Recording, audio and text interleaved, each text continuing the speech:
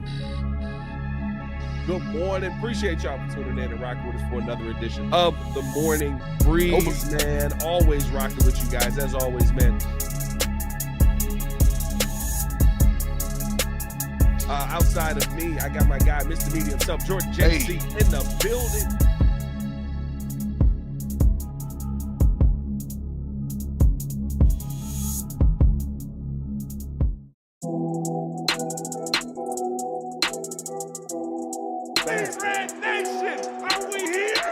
That's right.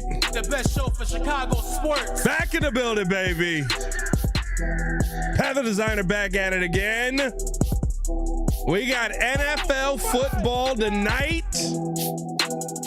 Oh, that's what I'm talking about. And we got a lot to get into on this Chicago Bears front. Rome Odunze went on the St. Brown's podcast and talked about he doesn't understand why Caleb Williams is the most hated player in the NFL. Don't worry, I'll explain it for you. I can tell you exactly why. Because I've been here a while. I got you covered, Rome. And then we got to talk about how the Bears have restructured Jaylon Johnson's deal and why that could mean somebody's on the move. Ladies and gentlemen, the date is 9/4/2025. It's 7:06 in the morning. And football is back tonight. Let's go. Oh, I can't wait. I can't wait for the NFL tonight. We got Cowboys. We got Eagles. We got no Michael Parsons. We do got Matt Eberflus tonight. Drop a bird down in the chat. Drop an FGB in the comments. Y'all already know what it is, man. Appreciate y'all for tuning in and showing love. As always, hit that like button, subscribe to the page, leave a 5-star review. I know what to do. Come on. Push the button. Come on. Push the button. Come on, push the button. Yeah, come on, push your button. You heard what she said. Y'all heard what Sue Young said. Hit that like button, subscribe to the page, man. Please. 81 people in the building, 17 likes on the video. Let's get 81 likes on the video. All right, let's jump into the conversation, man.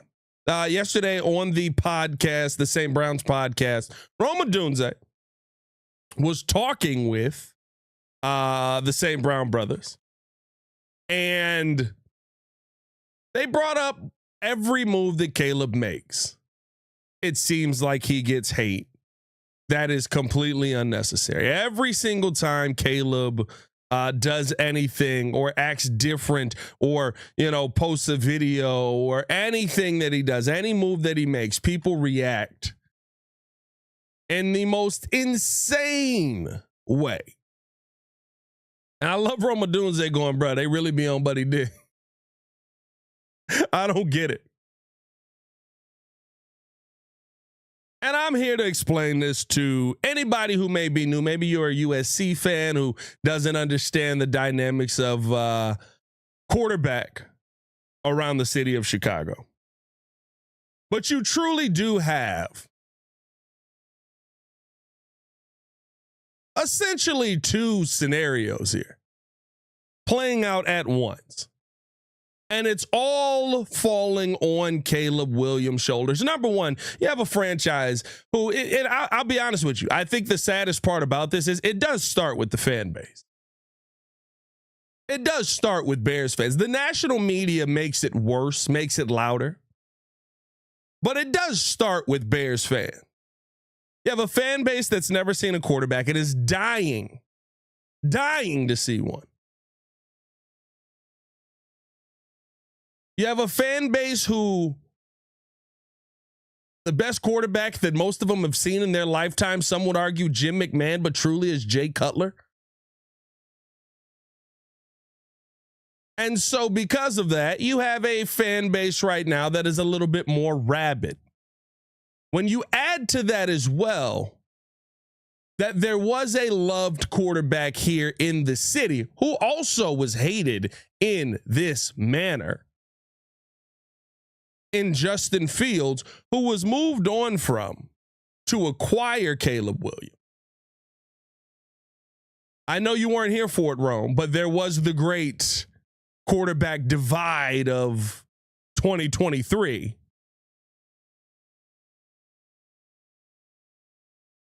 That created a rift in the Bears fandom of a group of people who were Justin Fields fans and a group of people who are Caleb Williams fans. And there's also this group that just anything that's in there, they're not going to be happy.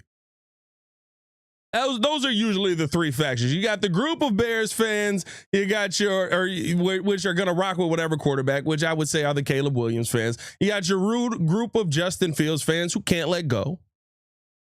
And then you got your group that's just going to gripe. Don't pay attention to that group. That group's just mad at life, right? They're the angry old man. Is like, get off my lawn. No, who cares? Shut up, man.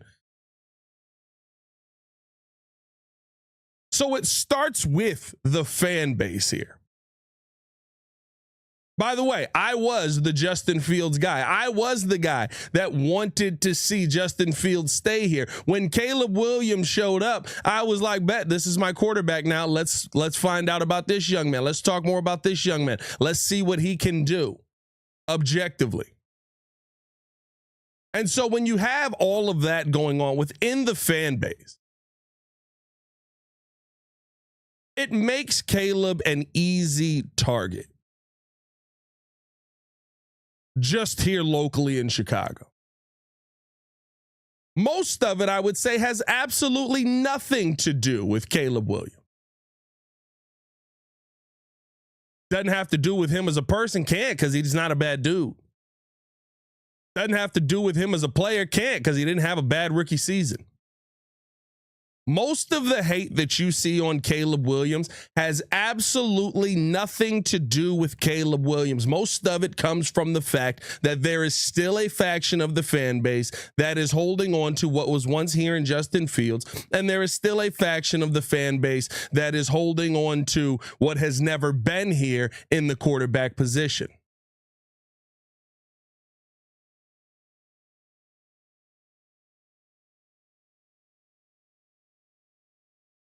And so because of that, Caleb gets this mountain of hate from years of Bears fan misery. And I would argue that most of it has absolutely nothing to do with him. Because when you have actual football conversations with these people, when you have actual, hey, let's update your argument conversations with these people, all they go to is the same tired talking points that are regurgitated throughout social media.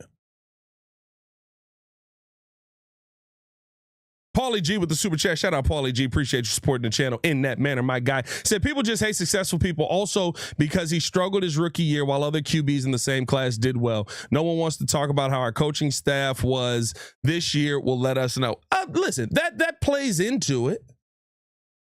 Right? He had the ups and downs. He had the issues. He had the offensive line issues. There were all of these things that absolutely go into why Caleb Williams struggled. But when you look at the numbers at the end of the day, and I know empty stats, here we go. See if they're empty stats in 10 years.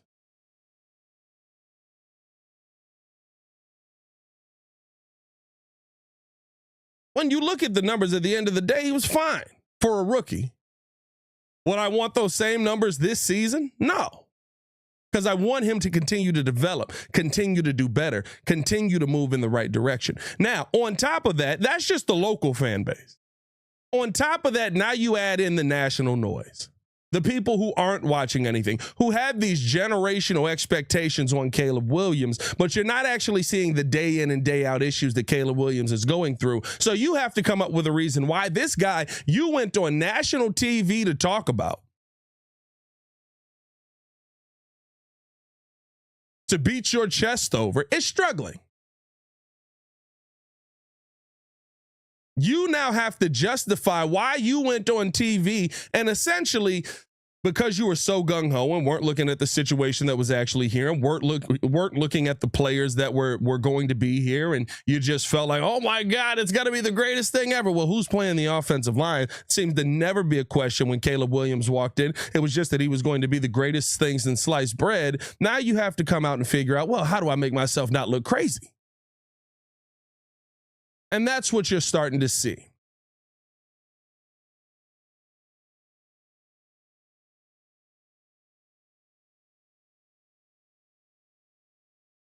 And so because of that, you get this mountain of hate on Caleb Williams that, again, more times than not, doesn't have to do with football.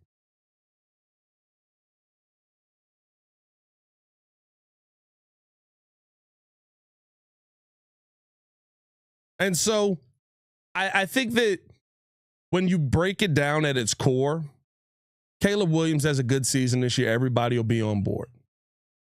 Caleb Williams has a good season this year. Everybody will be riding with him. If the offense looks good, if the Bears are winning games, you will see a city push this young man to heights that has never been seen. You just have people that are so jaded, have been so much in this process that most of the city is in wait and see.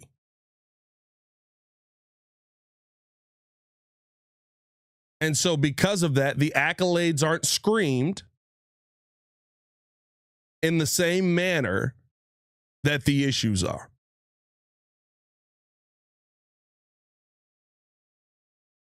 Just look at how we just went through training camp. We went through training camp and people were acting like Caleb Williams was missing passes everywhere, left and right. Oh my God, this guy can't complete a first down. He can't get this. He can't make this. I was like, did you guys pay attention to any of the good days that we talked about? Did you pay attention to any of the days where we said Caleb looked great? The ball had a lot of zip on it. He was hitting guys in stride. He was hitting guys on time. As camp started going on and we were saying he's getting better, there were more people that were sitting there like, I don't believe it. That can't be happening. A quarterback in Chicago? No way.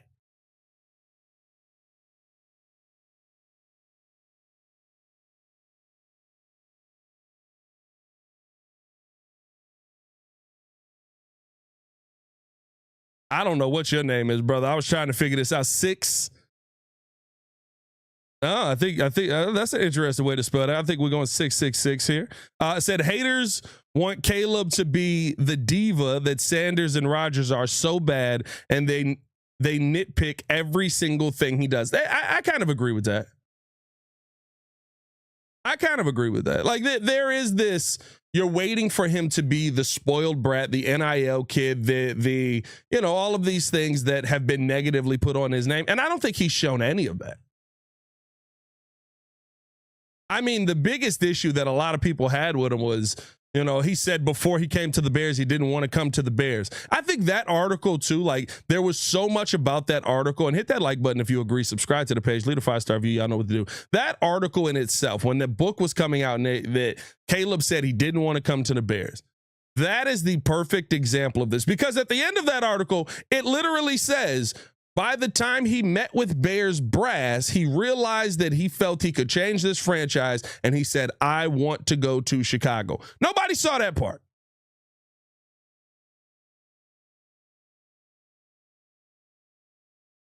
Nobody saw the part where Caleb actually said, I want to be a Chicago Bear. They just saw, he said he didn't want to come to Chicago. What do you mean? Oh, God.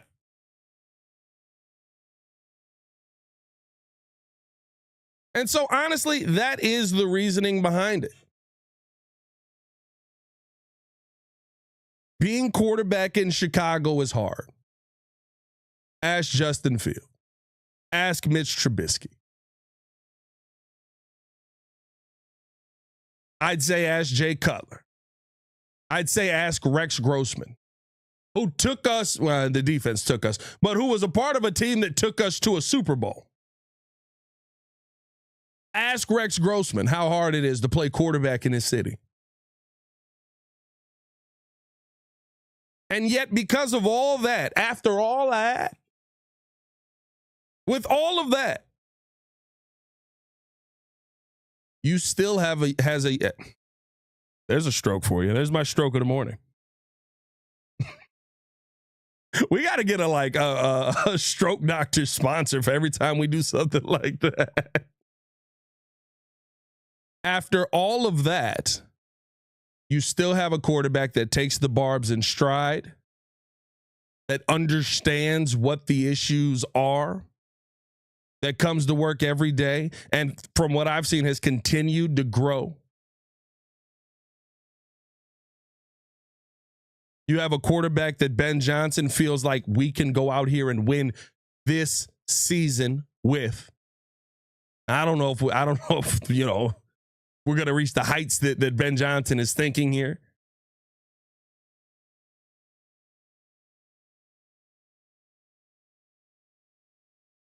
But you truly do have a young man that it feels is perfectly fit for this city.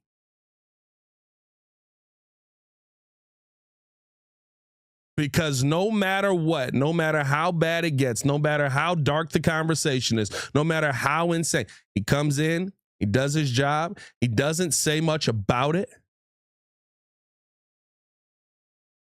goes to work, keeps whatever his real feelings are behind closed doors on it, and he moves on and he goes out there and starts to prove people wrong.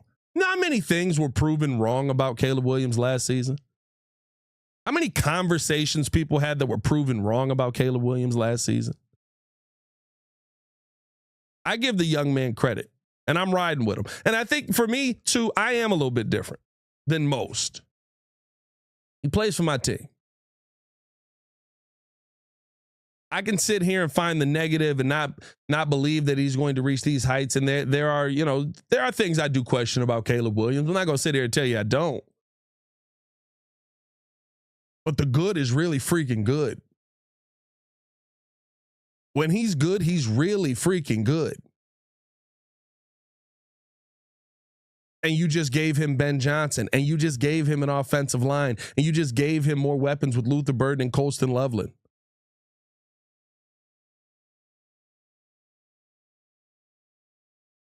When he's good, he's really, really freaking good.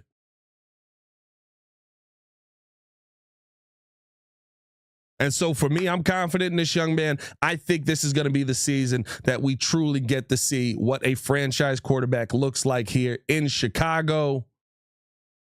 And thank you for coming to my TED Talk. Hit that like button, subscribe to the page, leave a 5-star review. Y'all know what to do, man. Appreciate y'all for tuning in and showing love. Now, we do got a little bit of news that we got to talk about. Also got to talk about this NFL in itself. But the Bears have restructured Jaylon Johnson's deal. And this could get interesting. Could there be a pass rusher on the market that the Bears are looking to go after here? We got to talk about that coming up next. And we'll preview this, the opening of the NFL. By the way, we'll be live. We'll be live tonight on The Breeze. So if you have not subscribed, please go subscribe to the Breeze National channel. I will drop the channel page in the community tab as well so that you guys can see it. It's also in the Discord, which if you guys aren't in the Discord, you got to jump in there because we're always having Bears conversation, having fun. Baki started a whole freaking fantasy league in the Discord, man. There's a lot of fun going on in the Discord, so you got to jump in there as well. Hit that like button, subscribe to the page, leave a 5-star review. Y'all know what to do. We're going to hear a word from our sponsors over at Aura. And on the other side, we got to talk about the Bears restructuring Jaylon Johnson's deal to save a little bit of money and what that could mean for the future of this team. All that and more coming.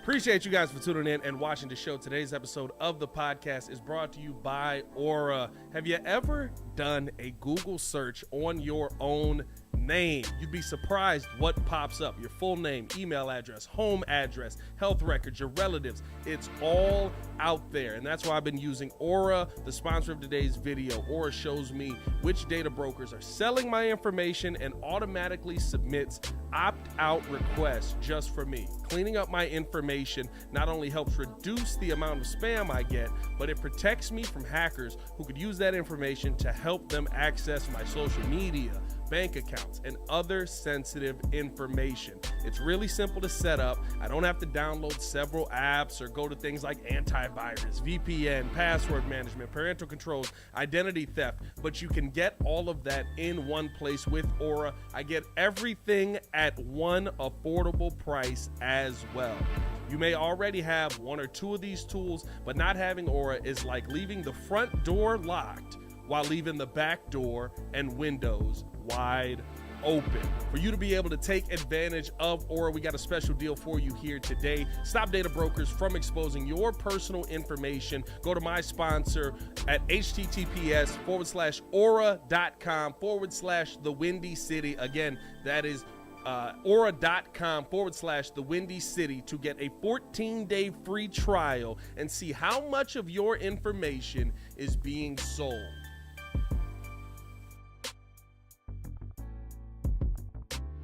Breeze Nation, what is good? It's your boy Pat the Designer back at it again. Ladies and gentlemen, we got merch. That's right. New website, new merch, all out. We've been telling you guys to pull up on us. Now you can at twcbreeze.com, where you can find out all of the latest stuff going on. What all can they find there, Super Producer? Listen, you can join the nation, sign up to our mailing list, and be up to date for events and news. You can also visit the shop page and order merch, because we have t-shirts, we got hoodies, we got mugs, we got hats, we got all kind of stuff. So, hey, we appreciate you being tuned in with us. And remember to subscribe to our YouTube page and follow us on all our socials. Check us out at twcbreeze.com. He's way too excited. I am.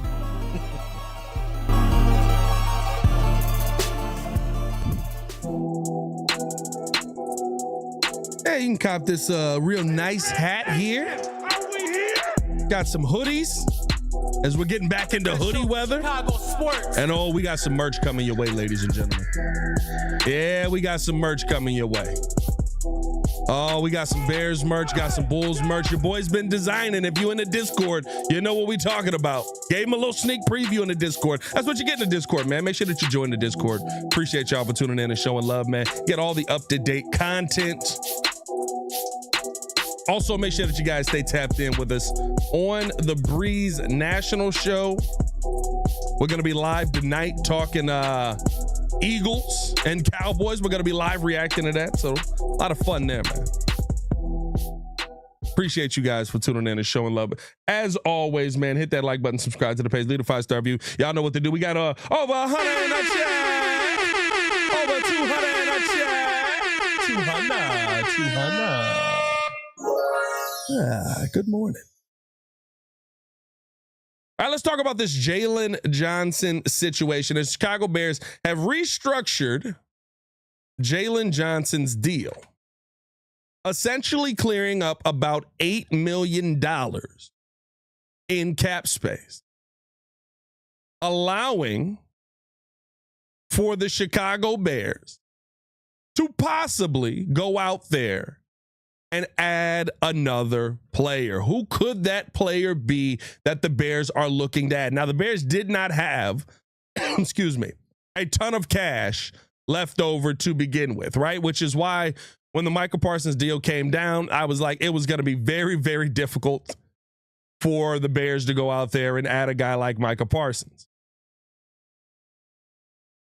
But could there be a name out there that you're trying to get a little bit closer to? Remember, Zadarius Smith is still on the market for the Chicago Bears. If they wanted to go after a guy like Zadarius Smith, there is an absolute possibility for the Bears to bring a name like that in.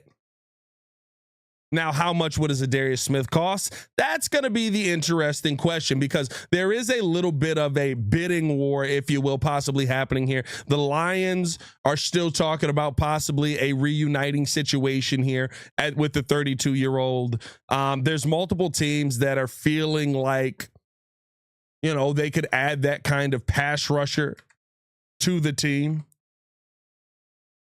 And over the last couple of years, Zadarius Smith has been paid fairly well. Last season, excuse me, as the contract ended up getting voided out, trying to see what the last season was. Last season, he had an average salary of $11 million with the Browns, a signing bonus of $9 million, and total guarantees of about $10.5 million on the season. Clearing up about $8 million. Now, you would still have some work to do to get around that number, but that does feel like a good number to possibly bring a player like that in at. Would that be something that you feel like it will be good for the Chicago Bears? Do let me know in the comments below. To me, when I look at this, right, you need pass rush help. It's pretty clear that you need some extra pass rush help coming off of the edges. And if you can get that at a cheap price, with a guy that literally all he's doing is rushing the passer, you're not bringing Zadarius Smith in here to be a every down player at this point. You're not bringing Zadarius Smith to be, a dominant force every single play on the field all the time. You're bringing Zadarius Smith in here to be a pure pass rusher, to be a situational pass rusher, to be somebody who can rush the quarterback in obvious passing down situations. And some people feel like that should be Austin Booker. I know there's a lot of hype around Austin Booker's name. I have continued to say this. I don't know how Dennis Allen feels about Austin Booker. Yes, he did play well in those games, but there is still the matter of him being undersized. There is still the matter of, was that versus the ones? That was versus the twos and the threes. Is he going to be able to do that then? He doesn't really fit the mold of guys that DA looks to go after. Zadarius Smith kind of does fit that mold a little bit more, 6'4", 270 pounds. I would say that's the name that obviously sticks out like a sore thumb in this whole situation, but listen, we've seen this before. We saw this last year when I was saying, hey, we got to go get a center, guys. We don't have a center. There's not a center on this team that's very good. We may need a center. We may need somebody to go play center. I don't know if Ryan Poles knows this, but we don't have a center. We probably need a center. Hey, is anybody going to go sign a center? And then Ryan Poles cleared up all that money on DJ Moore's contract by doing a restructure. And we were like, okay, here we go. We're going to get that center. We're finally going to get that guy. And we went into the season and we had nobody. We're living off the back of Coleman Shelton.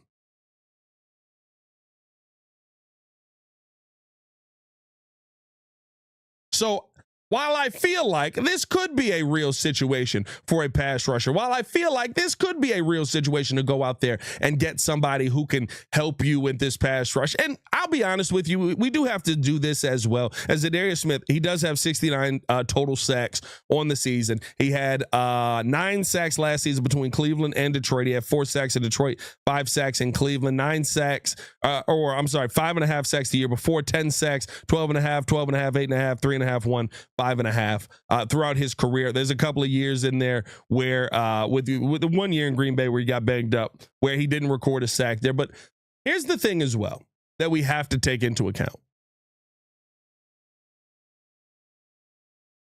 We haven't seen the real DA plan. We haven't seen what Dennis Allen is really scheming up in a real game.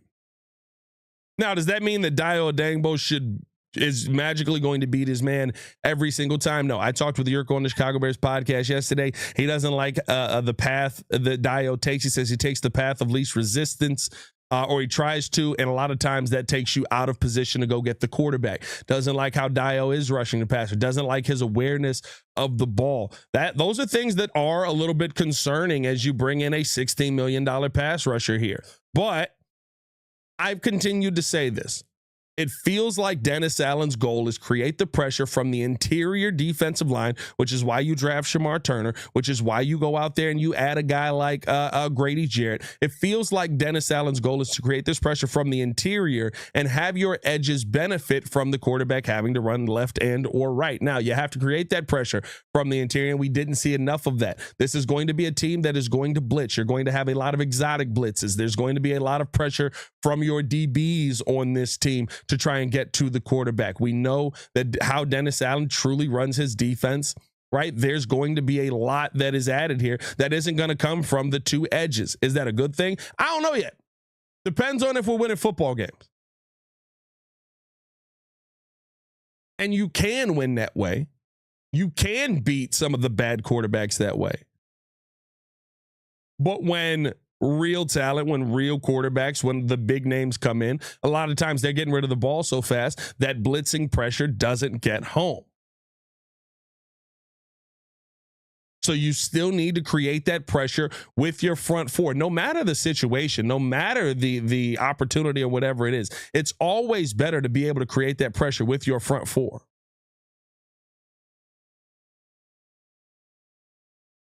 And so is it worth it to go get a Zadarius Smith? Or are you in wait and see mode right now with where Dayo Adangbo is? Because again, we haven't seen what the plan is for Dayo. We haven't seen what the plan is for Grady at all throughout preseason. We haven't seen what the plan is for anybody on this defense.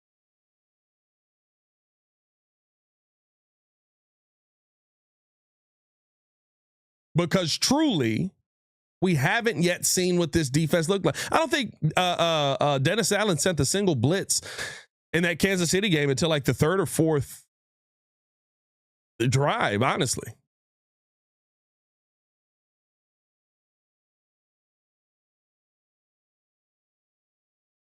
And he's been creating all kinds of pressure on the defensive end in practice.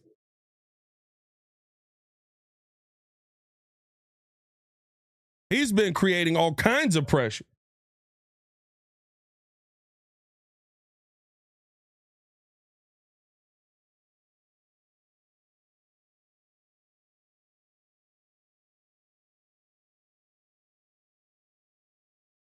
I think that's the big thing for me with Dennis Allen. I'm seeing things in practice that you're doing that aren't making it to the game. Okay, so you're not really calling your game plan. Honestly, same thing with Ben Johnson. All you've seen out of this team in the preseason has been a team that is trying to drop back and play on time. By the way, over 300 in that chat. 300. Good morning, y'all. Appreciate y'all for tuning in and showing love with your boy this morning. Hit that like button, subscribe to the page, leave a 5-star review. Y'all know what to do. What y'all talk about in the chat, man? Do you feel like Zadarius Smith would be a good ad for the Chicago Bears? Or do the Bears end up standing pat? Shout out to Chris Newman. He's going back to the Caleb Williams topic. He said he could have over 4,000 yards and have 40 touchdowns, and people would still complain. 100%. 100%. Don Burr in the building. Don Burr in the chat. What's going on, baby? Said Pat's talking to himself in the mirror. Yeah, that's how it is. I mean, it's a mirrorless camera. It's kind of how the show works. I mean, sometimes I do episodes where I'm by myself. I'm talking to y'all. There's a lens on the camera.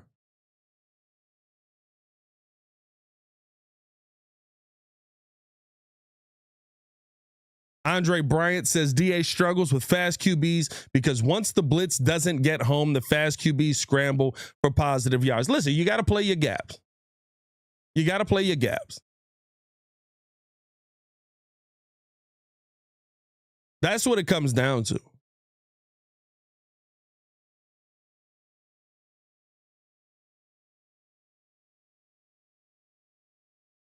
You got to be able to go out there and cover your man. And yeah, there's going to be some quarterbacks that are going to get away from you. For sure. You got Lamar Jackson on the docket. You got Jaden Daniels on the docket. Those are going to be the guys that are moving quickly. Those are going to be the guys that's going to be tough to bring down, no matter the situation.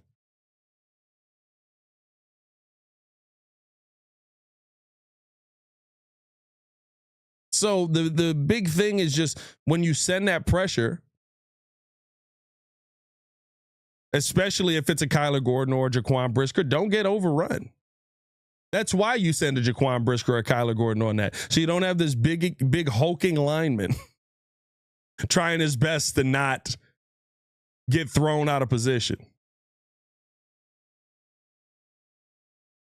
Kevin Blackman says that Zadarius Smith wouldn't be bad depending on what he will cost. It will be a 1-year prove-it deal for $6 million. Wouldn't be bad. Yeah, listen, if you can get him a little bit cheaper, I feel like we are getting to the point where you probably can get Zadarius Smith a little bit cheaper.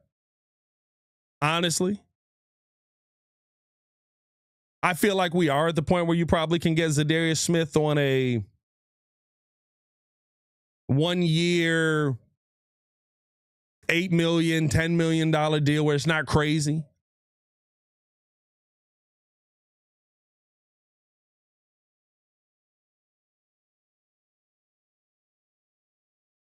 But again, we got to see what DA is going to do. We've yet to see what DA is going to do with this team, and we'll see what ends up happening in the long run. Hit that like button if you have not done so. Subscribe to the page. Leave a 5-star review. Y'all know what to do. I don't know if y'all can hear this, but my daughter is crying upstairs. So I'm going to go check on that. I appreciate y'all for tuning in and showing love. More than likely, it is absolutely nothing. But appreciate y'all for tuning in and showing love as always. Hit that like button, subscribe to the page, leave a 5-star review. Y'all know what to do. JP said, Pat, did you play for the Flames as a kid? Just asking. We're the same age and I played for the Chiefs. Nah, my mom didn't let me play football because she thought I was going to die, basically. Like my mom wasn't going for football. I snuck on the football team my junior year. I think it was my junior year of high school. And then I dislocated my shoulder. So I was not a football player. I wanted to be, though. I was out there. I was safety. It was fun. A lot of fun. It was a lot of fun. But hey, man, appreciate y'all for tuning in and showing love as always. Hit that like button, subscribe to the page. Leave a 5-star review. Y'all know what to do. As always, man, it's your boy, Pat the Designer. Back at it again. Y'all stay safe out there, Chicago. Bear down. One love. Peace. The best show for Chicago sports. Did you hear Cap and Shay Norling going at it? What else is new? It's the morning show. I'm going to tap in right now. Bob Chimney said, today is my birthday, Pat. Hey, man, another day around the sun, Bob. Shout out to you, man. How old are you, brother? Andre Bryant, so Pat was the real life Bobby Boucher. Kind of. Came down on the running back, laid that boom, went to put my arm up. And the arm didn't go up.